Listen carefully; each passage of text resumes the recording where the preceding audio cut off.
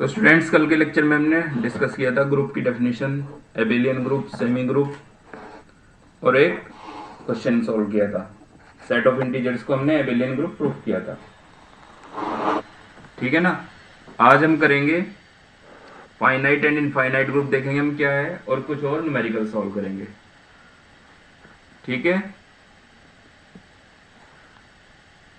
तो सबसे पहले देखते हैं finite and infinite group.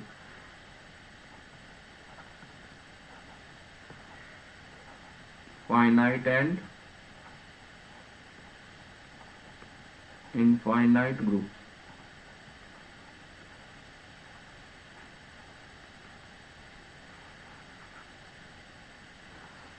Finite group क्या होगा? ऐसा ग्रुप जिसमें फाइनाइट नंबर ऑफ एलिमेंट्स हो, तो उसे बोलेंगे फाइनाइट ग्रुप, अदरवाइज इनफाइनाइट बोलेंगे। ठीक है।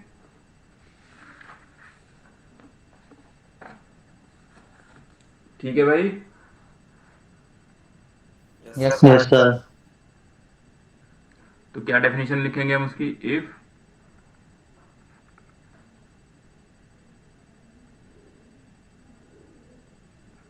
इन a group ji,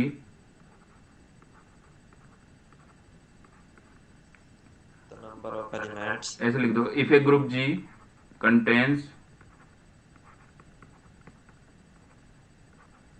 finite number of elements, finite number of elements,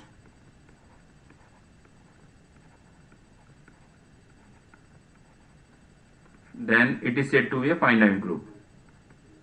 Then it is said to be a finite group.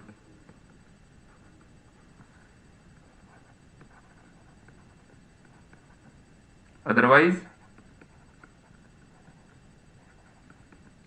Otherwise क्या बोलेंगे भाई? इनफाइनाइट। Infinite sir. ठीक है।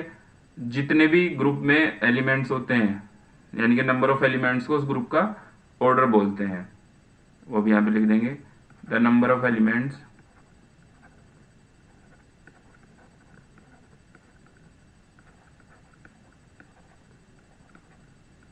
The number of elements in a group G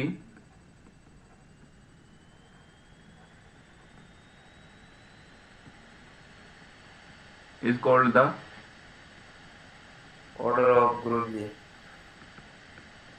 order of the group G।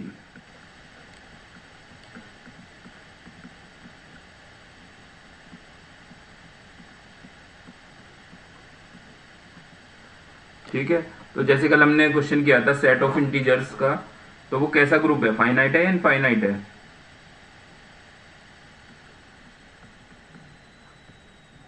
Sir finite था वो। Integers का sir sir infinite integer. होगा। Infinite infinite होते हैं होगा। ना integers. Group G of integers, of all integers,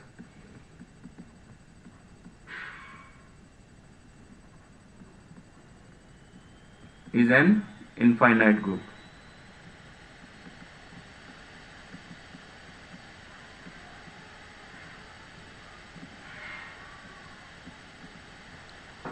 ठीक है भाई, कोई डाउट इसमें? No sir. तो कुछ क्वेश्चन और करते हैं आज हम।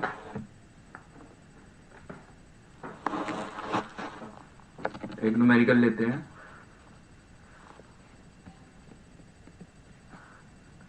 क्वेश्चन क्या है भाई हमारा? Prove that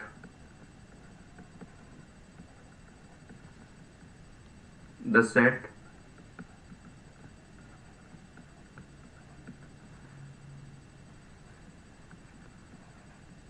Q naught of all non-zero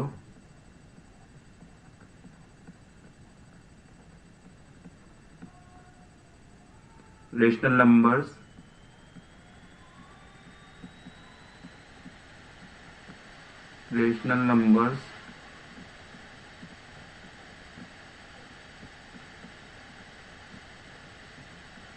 forms एक ग्रुप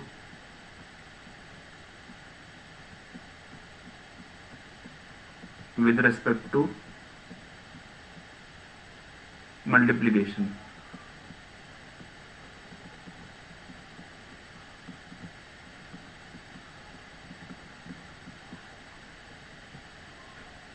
ये प्रूफ करना है भाई हमें।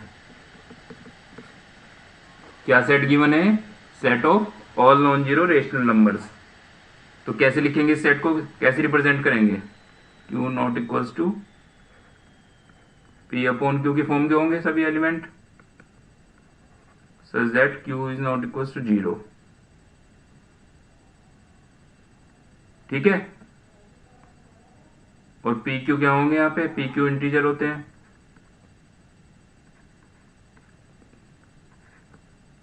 ये तो सेट होगा। तो अब बताओ Yes, ये sir. ग्रुप होगा या नहीं होगा?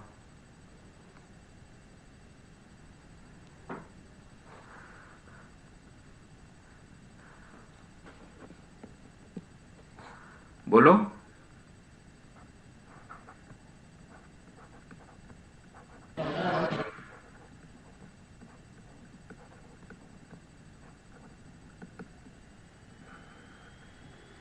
सबसे पहले क्या दिखानी होगी हमें? Closure property. तो इस प्रॉब्लम को आप पहले जनरली समझो। हमें इसने दिया है भाई रेशनल नंबर का सेट है, उनमें 0 नहीं आ सकती, है ना।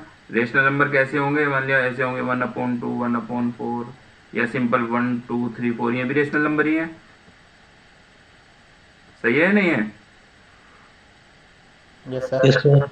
तो हमें किसके रेस्पेक्ट प्रूव करना है? मल्टीप्लीकेशन के रेस्पेक्ट में। तो जब दो रेशनल नंबर की मल्टीप्लाई करेंगे तो तीसरा एलिमेंट क्या होगा? रेशनल नंबर होगा या कुछ अलग आएगा? Sir, rationally. भाई product of two rational numbers is always a rational number, हमेशा रेशनल नंबर ही आएगा ना। तो इसका क्या मतलब होगा? क्लोजर प्रॉपर्टी सेटिस्फाइड हो जाएगी। ठीक है ना। तो इस बात को ऐसे ही लिख दो लैंग्वेज वाली फॉर्म में, चाहे तो करके दिखा दो। Let A B belongs to Q naught, then A dot B belongs to Q naught. या इस लैंग्वेज में कैसे लिख सकते हैं? या तो ऐसे लिख दो, या आप ऐसे लिख दो, we know that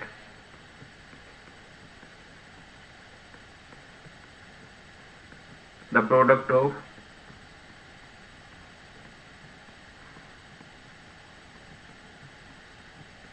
to non zero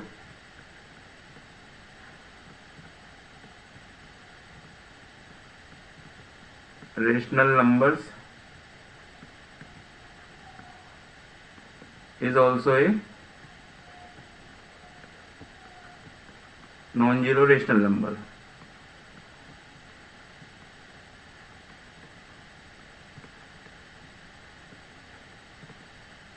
ठीक है।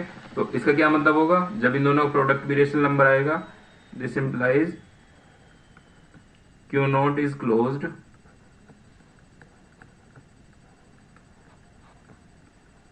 with respect to addition। पहली प्रॉपर्टी सेटिस्फाई होगी। सर मल्टीप्लिकेशन लिख रहा है। हाँ मल्टीप्लिकेशन, सॉरी मल्टीप्लिकेशन लिख देंगे।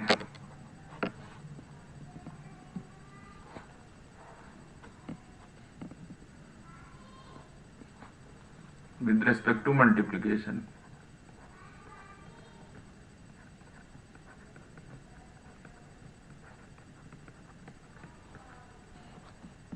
अब सेकंड प्रॉपर्टी होती है associative law. Associative law satisfy होगा या नहीं होगा? सर हमारे भी होगा सर। क्यों? किस रूल के ए डॉट अकॉर्डिंग? बी। भाई तीन रेशनल नंबर आप लोगे तो उनका प्रोडक्ट आप कैसे भी कर लो, वो इक्वली आएगा, रेशनली आएगा। है ना। Yes sir. तो अगर ये बात आपको नहीं पता तो करके देख लो, और अगर पता है तो हम सिंपल लिख सकते हैं, we know that we know that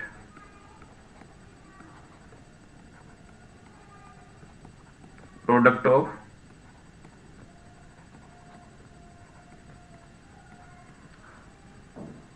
rational numbers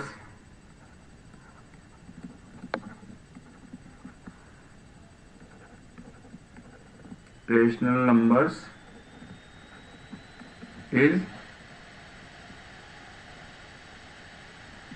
associative.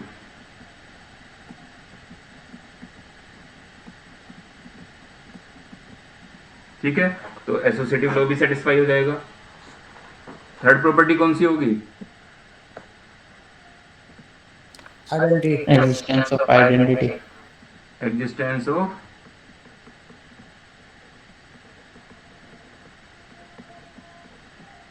Identity.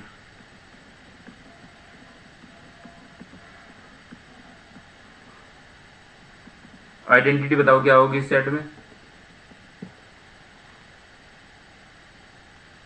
With respect to multiplication हम कर रहे हैं। 1 होगी सर। वन रेशनल नंबर होता है क्या? 1 है।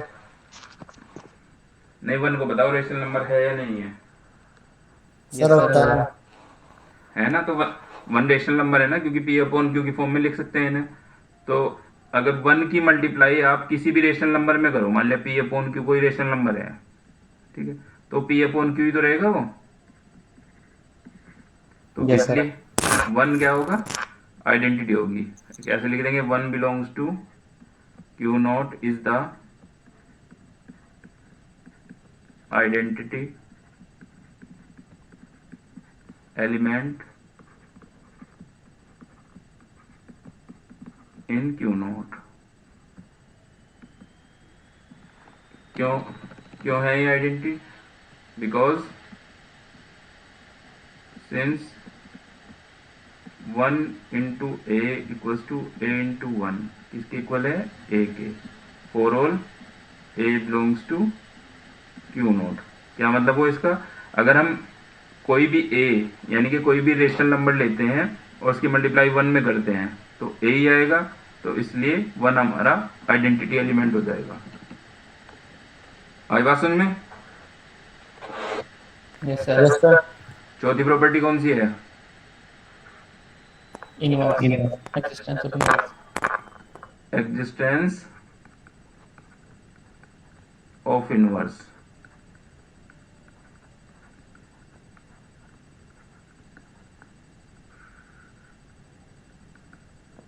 इनवर्स कैसे फाइंड करोगे?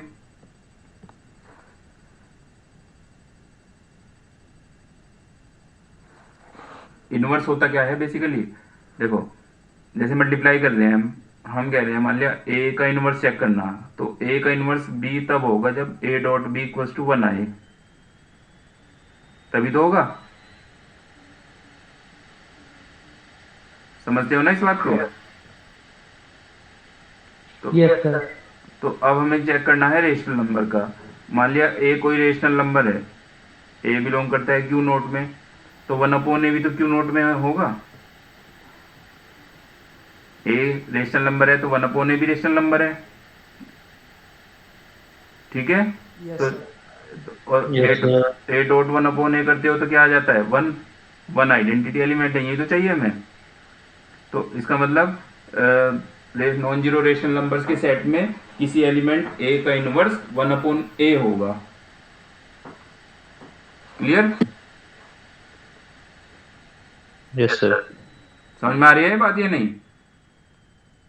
Yes sir. भाई हमने माना if a belongs to Q plus Q not, sorry, a कोई नॉन जीरो रेशनल नंबर है, then 1 upon A belongs to Q not. कोई डाउट इसमें? Yes sir. तो इसका मतलब a into 1 upon A is equals to 1 upon a into A equals to 1 belongs to Q naught. ठीक है, तो इसका अब आगे हम क्या लिख सकते हैं? This implies inverse of A is 1/a। तो चारों प्रॉपर्टी सेटिस्फाई होगी। Yes, sir. तो अब हम क्या लिख देंगे, hence Q naught is a group, hence Q naught is a group. अगर एबेलियन ग्रुप दिखाना हो इसे तो कौन सी प्रॉपर्टी दिखानी पड़ती है, Commutative. वो भी करके देख लो। नंबर 5 क्या है, commutative law. A dot B, B dot A. भाई अगर आपके पास कोई दो रेशनल नंबर ए भी हैं तो उनका प्रोडक्ट ए डॉट बी हमेशा बी डॉट ए के इक्वल ही होगा, a b equals to b है for all A B belongs to Q not. इसमें कोई doubt, product of two rational numbers from either side, किसी भी साइड से उन्हें मल्टीप्लाई कर लो इक्वली आएगा। तो इसका मतलब हम क्या कह सकते हैं, क्यू नॉट इज एन, ये कैसा ग्रुप है, फाइनाइट या इनफाइनाइट, Infinite, sir. हाँ तो Q naught is an infinite Abelian group. क्या कर रहे हैं? ठीक है भाई, प्रूफ हो गया है। Yes sir. अब इसमें बताओ कोई डाउट है कि इस क्वेश्चन में। No, sir. चलो एक क्वेश्चन और ले लेता हूँ, ये बड़ा इंपॉर्टेंट क्वेश्चन है जो अब मैं कराऊंगा।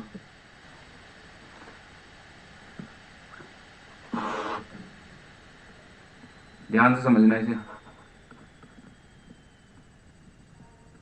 इसमें क्या है, show that the set of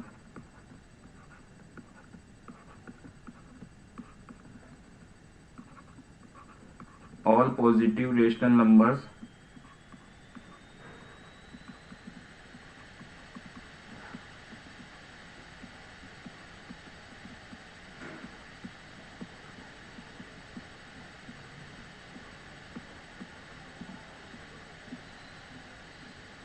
forms an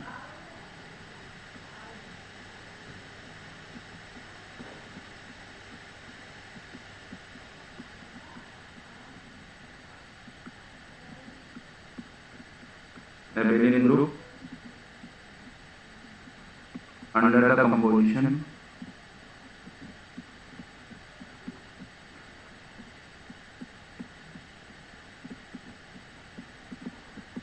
defined by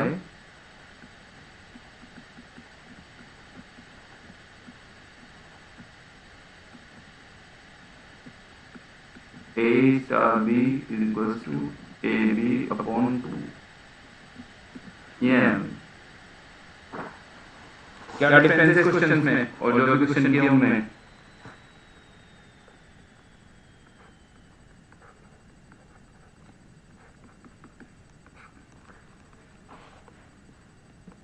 बोलो लो।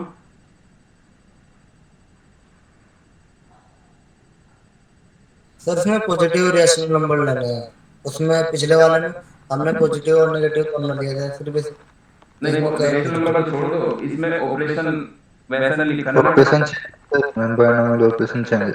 है ना, इसमें एडिशन या मल्टीप्लिकेशन नहीं है कुछ भी, इसमें अलग ही है। इसमें ऑपरेशन का क्या मीनिंग है, जैसे यहाँ पे लिखा है इसने a star b equals to ab/2, तो जैसे हम क्या लेंगे, q प्लस लेंगे, इस बार पहले तो q नॉट दिया था तो p upon q z q is not equals to 0, यही तो होता है। तो इसमें क्या होता है, मतलब इस ऑपरेशन का मीनिंग क्या है, जब भी आप दो रेशनल का नंबर का प्रोडक्ट करोगे, पॉजिटिव रेशनल नंबर का, तो उनका प्रोडक्ट जो है 2 से डिवाइड हो जाएगा, ये ऑपरेशन का मतलब है इसका। अगर आप ए भी ले रहे हो तो हो जाएगा ए डॉट बी अपॉन 2। सही है? Yes, sir. पता नहीं है, इसे अब देखो कैसे प्रूफ करते हैं।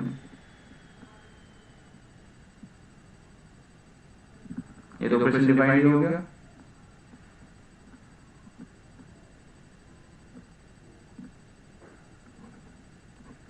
ए स्टार बी इक्वल्स टू क्या है ऑपरेशन आपका, ए बी अपॉन 2, जहाँ पे for all A B belongs to Q plus. हमें क्या शो करना है, we have to show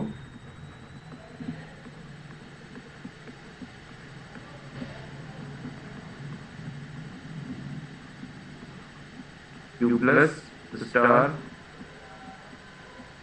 is a group.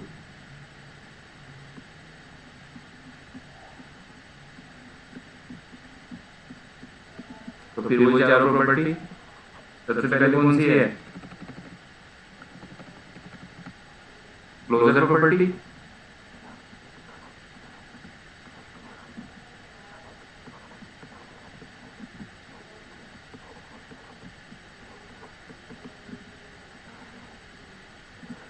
Closure property satisfy होगी या नहीं होगी?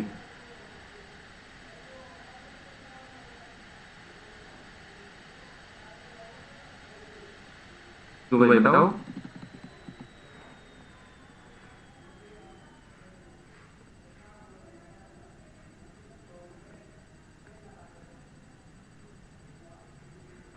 हो जाएगा सर। हो जाएगा आराम से, क्योंकि मान लिया for all A B belongs to Q plus A star B equals to A B upon 2। भाई ए और बी अगर पॉजिटिव रेशनल नंबर है तो ए बी अपॉन 2 भी तो पॉजिटिव रेशनल नंबर ही है। ये भी तो पॉजिटिव रेशनल नंबर ही होगा, ये किसमें क्यू प्लस में बिलोंग करेगा। अगर आप ए बी को रेशनल नंबर कह रहे हो तो ए बी अपॉन 2 भी तो रेशनल नंबर होगा।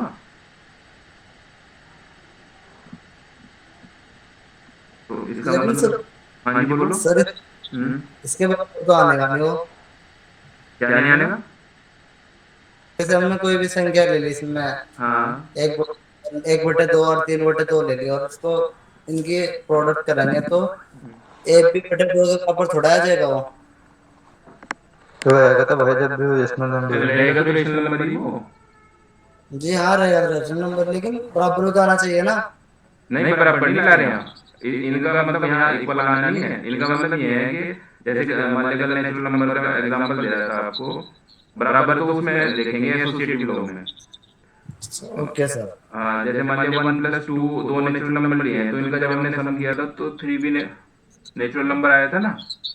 जी तो अगर अब आप कह रहे हो भाई ए और बी मेरे दो रेशनल नंबर हैं जी और मैं इनकी मल्टीप्लाई करूँ ए स्टार बी, और ये आता है ए बी अपॉन 2। जब ए और बी रेशनल नंबर है तो ए बी अपॉन 2 भी तो रेशनल नंबर हुआ।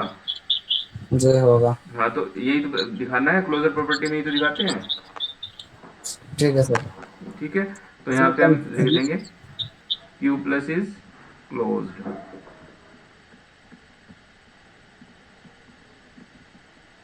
ठीक है, अब वो जो आप कह रहे हो वो एसोसिएटिव में दिखाना पड़ेगा हमें।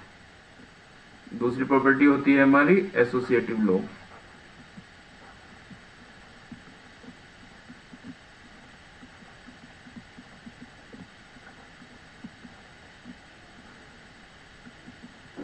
एसोसिएटिव लॉ कैसे दिखाओगे भाई जरा?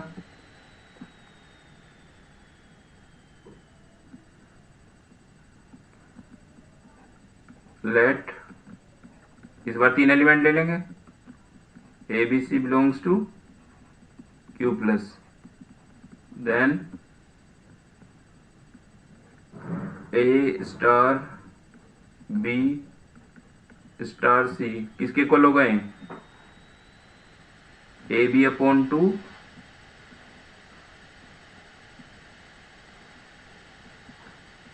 स्टार सी, इसके इक्वल ही तो होगा। Yes, sir. है ना।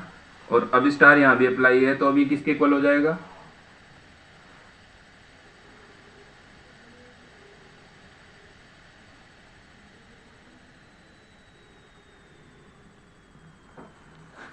किसके इक्वल हो जाएगा भैया?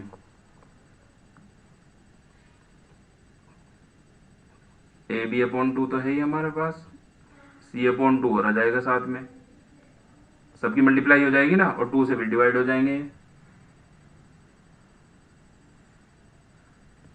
कुल मिला के A B C upon four के इक्वल हो जाएगा ना।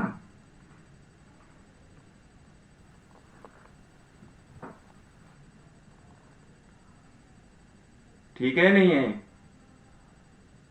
Yes sir. तो एक साइड तो ये ले लिया आपने, अब आप लो a star b star c, अब ऐसे ले लो, तो ये होगा a star into b C upon two, और जब ए स्टार फिर दोबारा स्टार अप्लाई होगा तो ये भी किसके इक्वल आ जाएगा? A B C upon four के इक्वल आएगा ना। Yes sir. समझ में आ रहा है नहीं? वैसे यस सर मत बोलो, सर आ गया समझ में। है ना। तो इसका क्या मतलब हुआ?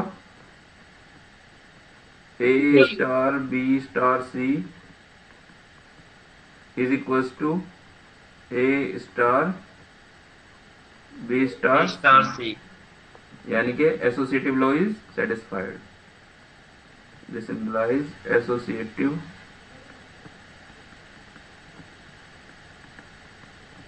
Law is satisfied.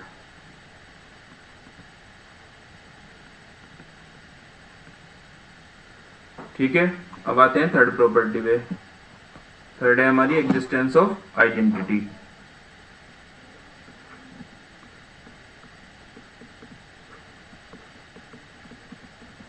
Existence of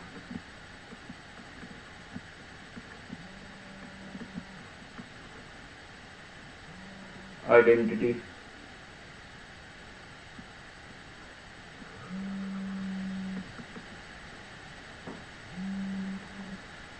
existence of identity कैसे बताओगे भाई? क्या आइडेंटिटी होगी इसमें? ये मेन प्रॉपर्टी है इसकी सबसे।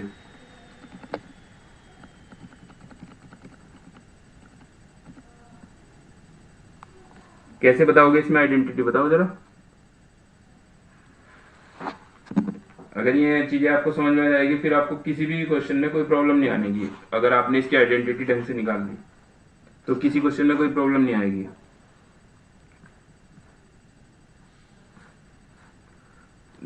एक बार समझो पहले आइडेंटिटी होती क्या है। भाई किसी भी सेट में या किसी भी ग्रुप में हम ई को आइडेंटिटी कब बोलते हैं? ई हमारी आइडेंटिटी कब है? जब किसी एलिमेंट के साथ उसे ऑपरेट करके ए ही आ जाए, है ना। तभी तो ये आइडेंटिटी होगी। यही तो बताया था। Yes sir. Yes, sir. तो अब ये हमारे पास क्या है? पॉजिटिव रेशनल नंबर्स का सेट है, क्यू प्लस है। तो क्यू प्लस में आइडेंटिटी कैसे निकाल लेंगे? हमें इसी फॉर्मूले से निकालनी पड़ेगी हमें तो आइडेंटिटी। ई बिलोंग, टू हो गया शायद। अब जो भी आएगी अपना आप निकलेगी। E belongs to Q plus is the identity in e if. भाई देखो इसमें हम डायरेक्टली देख के तो बता नहीं सकते वन है या टू है। अगर सिंपल मल्टीप्लिकेशन होता तो वन बोल देते, लेकिन यहाँ सिंपल मल्टीप्लिकेशन नहीं है ना, तो हमें निकालनी पड़ेगी। तो E belongs to Q plus is the identity in Q plus if A star E equals to A। A क्या है? For all A belongs to Q plus. सही है? कोई डाउट इसमें? No sir. अब जब ए और स्टार के बीच में, ए और ई के बीच में स्टार अप्लाई हुआ तो इसकी वैल्यू क्या आएगी यहां से? ए ई अपॉन टू, नहीं तो आएगा इक्वल्स टू ए। ए से ए कैंसिल हो जाएगा, इसका मतलब E इक्वल्स टू 2। अब ये पॉजिटिव रेशनल नंबर है या नहीं है? सर है। E equals to 2 belongs to Q plus is the identity in Q plus. आई बात समझ में? कैसे निकालेंगे आइडेंटिटी, जहां हम डायरेक्टली देख के नहीं बता सकते? सीधा कर लो, ए स्टार इक्वल्स टू ए। ये हमें तब करना होगा जब इसी तरीके के यूजर डिफाइंड ऑपरेशन होंगे, एडिशन मल्टीप्लिकेशन नहीं होगा, तब ऐसे ही करके निकालेंगे। भाई ए स्टार इक्वल्स टू ए आना चाहिए। अब जो भी स्टार का मीनिंग है, यहाँ पे मीनिंग है ए अपॉन 2, ए से कैंसिल, तो ए की वैल्यू आ गई 2, तो 2 हमारी है आइडेंटिटी।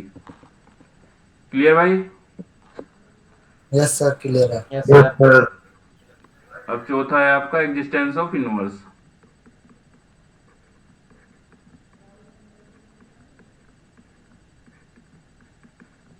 इनवर्स कैसे निकालोगे?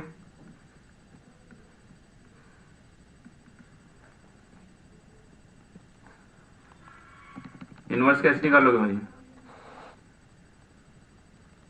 मैंने आपको बताया था किसी एलिमेंट ए का इनवर्स बी तब होगा जब उनके बीच में ऑपरेशन परफॉर्म करके आइडेंटिटी आ जाए। ऐसा है ना? बी को ए का इनवर्स तब बोलेंगे जब ए स्टार बी ई हो जाए। यही तो मीनिंग है इसका।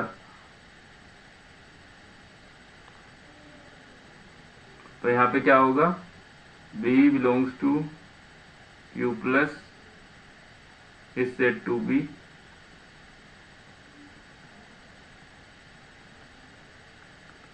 inverse of A belongs to Q plus if B को A का इनवर्स कब बोलोगे? जब अगर A star B equals to E आ जाए। इसका मतलब A स्टार B का पता ही है आपको क्या होता है, ए बी अपॉन 2। आइडेंटिटी क्या निकाली थी अभी हमने? E इक्वल्स टू 2, तो इसका मतलब B इक्वल्स टू 4 अपॉन ए। ये भी रेशनल नंबर ही है, तो इसका मतलब 4 upon A is the inverse of belongs to Q plus भी लिखना साथ में। 4 upon A belongs to Q plus is the inverse of A belongs to Q plus, for all A belongs to Q plus। ये समझ में आया inverse वाली property? हाँ जी सर। कोई डाउट इसमें? ना सर। तो अब ये सारी प्रॉपर्टी सेटिस्फाई होगी, इसका मतलब Q plus is a group. वो लिखना चाहो इनफाइनाइट फाइनाइट लिखना चाहो लिख दो, नहीं तो पूछे तो लिख दो, नहीं पूछते तो कोई बात नहीं है। आगे क्वेश्चन समझ में है? Yes sir. तो आप आज ये करना फाइनाइट इनफाइनाइट ग्रुप की डेफिनेशन, और इस टाइप की और क्वेश्चन मिले तो आपको कर लेना, नहीं तो मैं कराते ही रहूंगा आपको। इससे आगे के टॉपिक हम अगले लेक्चर में करेंगे, ठीक है? सर आप इससे related question sir WhatsApp group में डाल दीजिएगा।